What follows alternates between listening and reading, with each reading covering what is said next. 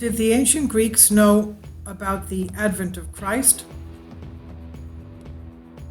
Plato state BV verse 362, a book that everyone accepts, contains a prophecy equal to that of the Old Testament prophets. Quote, "He will be stripped of everything except justice, because he was made against the behavior until then.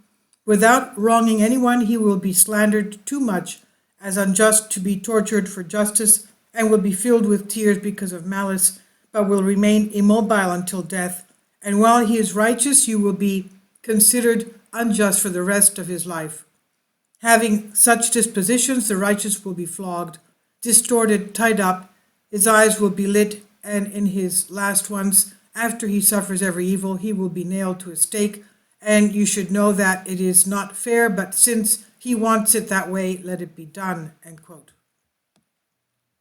In the work Prometheus Bound of Aeschylus, Prometheus, being imprisoned in the Caucasus, predicts that his Redeemer will be born of the Virgin, Eos, and God. Pages 772, 834, and 848.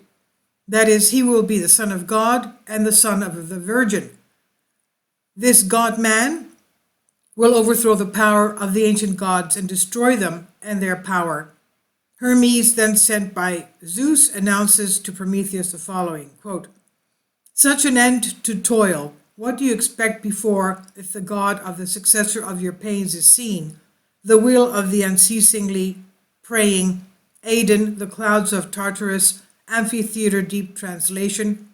Do not wait to be redeemed from your pains before God takes you above him, and with his will he descends to hell, the sunless, to the bottomless of the Tartarus bottom." End quote.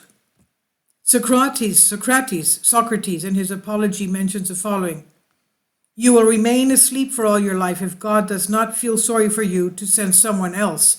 Plato, Apology of Socrates 18.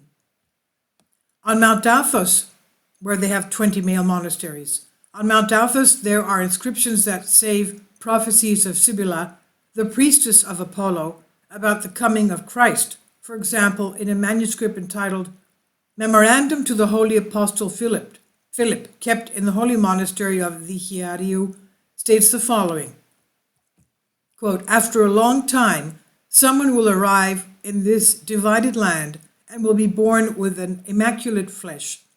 With inexhaustible limits as a deity, he will save man from the decay of incurable passions, and unbelieving people will envy him, and he will be hanged as a death sentence. He will suffer all this with meekness." End quote. The same manuscript mentions a creepy prophecy about the God-man, nature of Christ, about his voluntary passion, but also about his resurrection.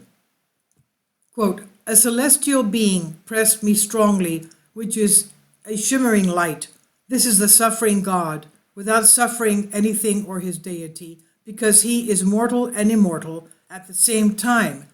He is at the same time God and man, who suffers from mortals everything, that is the cross, the insult, the burial. He once shed warm tears from his eyes.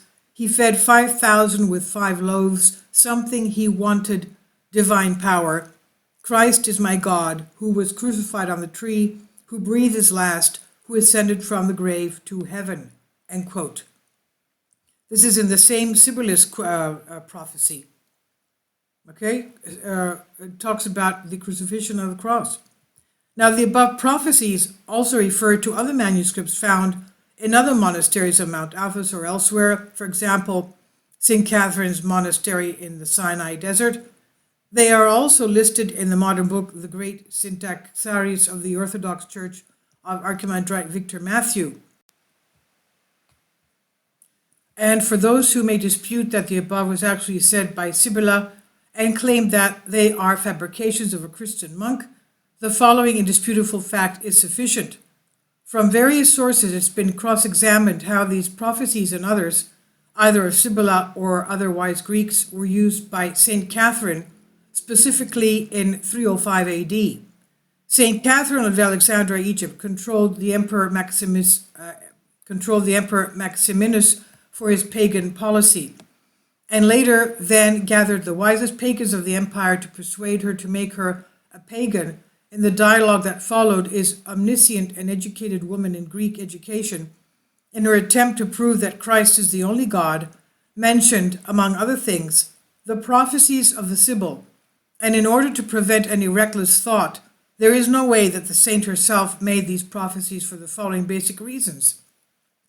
She could not have told such a big lie without the priestess of Apollo in front of her wisest representatives of ancient religion, because immediately everyone would discover its lie.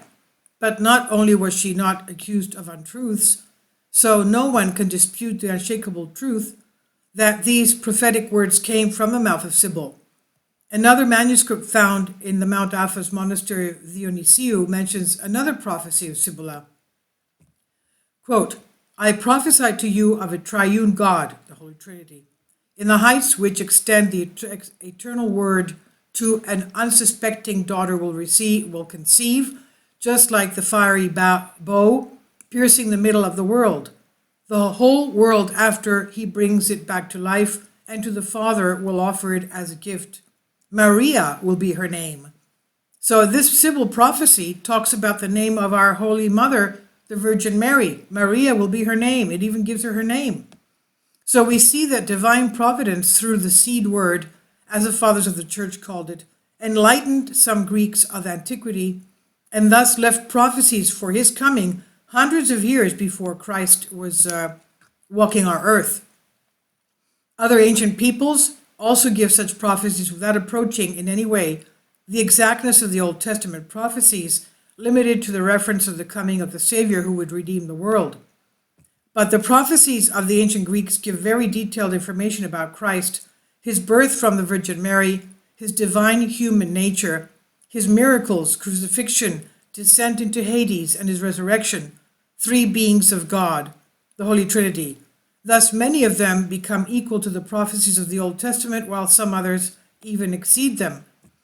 This is exactly what our great ecclesiastical writer, St. Clement of Alexandria, 2nd century AD, acknowledges, who is, in his works, Stromatis 5 and 13, states unequivocally, I think our Savior should be announced more clearly than the Greeks. So we see that the wise Greeks of antiquity not only believed in one God, but also spoke of his Trinity, of the dual nature of Christ, of his crucifixion and resurrection. They were trying to break free from the dynasty of the gods and get closer to the one and true God. It turns out that they eagerly awaited the coming of Christ for centuries. That is why when the meeting between Christ and the Greeks took place, Christ said, quote, the hour has come for the Son of Man to be glorified, end quote. John 12:23. That is, quote, the time has come for the Son of Man to be glorified, meaning Christ, end quote. And that's how it happened. Can all of the above be said with certainty that they referred to Jesus Christ, or could they simply be used as a link or as a continuation of the ancient Greek spirit with the new religion, as many claim? Well, no, they were clear prophecies. This I've translated for you from a Greek article.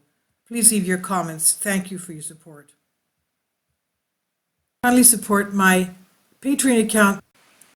The daily posts are 5 videos daily, and they are totally different from what I have on my YouTube channel.